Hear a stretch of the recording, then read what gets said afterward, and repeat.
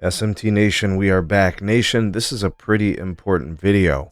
The things we're going to discuss in this video pertain to the big three wireless carriers.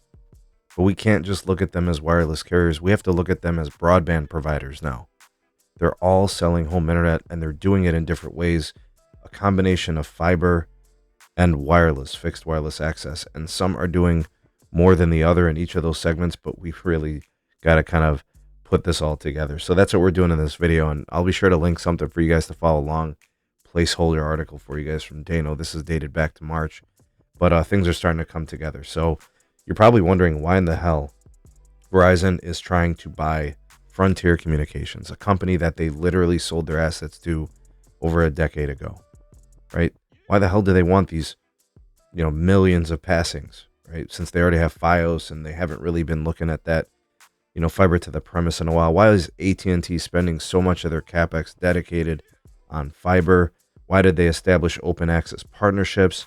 Why do they want to get to 30 million fiber passings? Gigapower, why did they do that? Why is T-Mobile trying to buy Metronet and Lumos?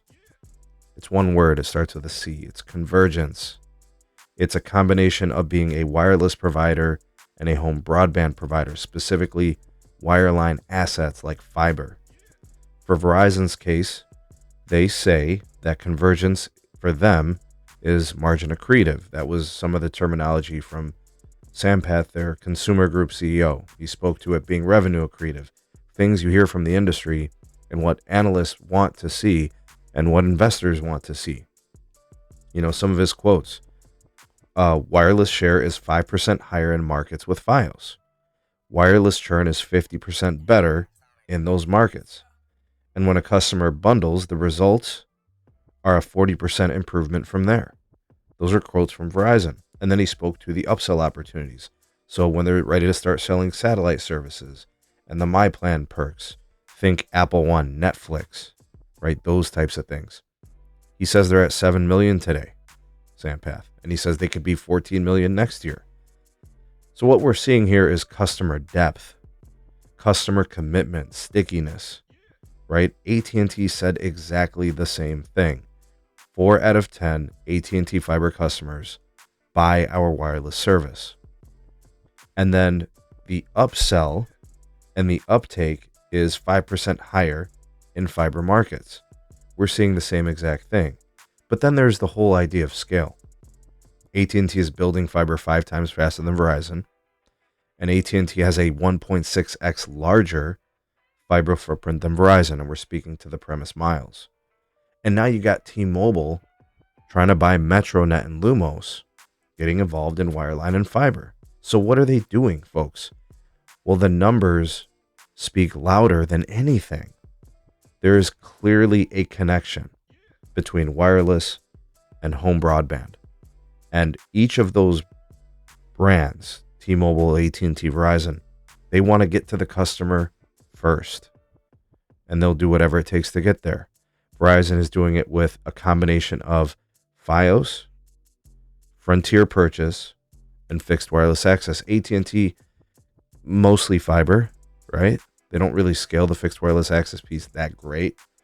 And for T-Mobile, it's kind of sort of like what Verizon is doing with Frontier and fixed wireless access, right? T-Mobile just doesn't have that Fios existence, right? But there's a clear connection, a stickiness, an upsell, a deeper customer relationship that these companies are chasing. And it seems like their futures hinge upon it. So the talk about margins improving and average revenue per user and, what we refer to as CLV, you guys have heard us talk, customer lifetime value. There's hundreds, if not thousands of additional dollars on a per customer basis when you get the customer on multiple services and you get them on upsells and you get them on, add-ons and things of that nature, right? The CLV piece is really important. These guys see it, and investors want improvements in revenues. They want to see better margins. That's where all of this comes into play. And it's a race to convergence. Not that it's really a race to convergence. It's a race to the customer to converge, in my opinion. What do you guys think about all this? Who is executing it the best? Who do you think has the best plan And how do you think this is going to all play out? What's the conversation we're having 2 years from now, 2026? What's the conversation we're having in 2028 or even 2030? Who's the one? Who's got the best situation? Who's got the best solutions? Who's nailing it? Is it Verizon, AT&T, or T-Mobile? What do you guys think? Sound off in the comment section below. You all the voice of the people, the SMT Nation. Let your voice be heard. Please do like and share this video. Subscribe if it's your first time here. And turn on the bell notifications icon to never miss an upload from the SMT.